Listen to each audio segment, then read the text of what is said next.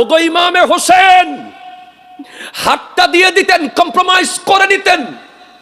উত্তর আসবে না, এই হাত আমার একার হাত হলে দিয়ে দিতে পারতাম, এই হাত তো আমার একার নয়।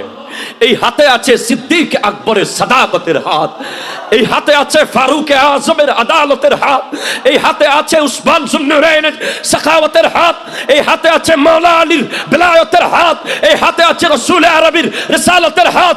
শুধু তাই নয়, ইয়াদুল্লাহি ফাওকা আইদিহিম, এই হাতে আছে আল্লাহর কুদরতের হাত। ঠিক না কথা বলে? যদি সেদিন উনি হাত দিয়ে দিতেন, আপনার ঘরে ঢুকার গলিতে গলিতে জেনার বাজার থাকতো, ওপেন সুদখোররা সুদ খেত, ওপেন ঘুষখোররা ঘুষ খেত। আজকে পারে না কেন? কারণ হোসেন তো শহীদ হয়ে মারা যায়নি, জিন্দা হয়ে গেছে, ইয়াজিদ মরে গেছে। ঠিক কিনা কথা বলে?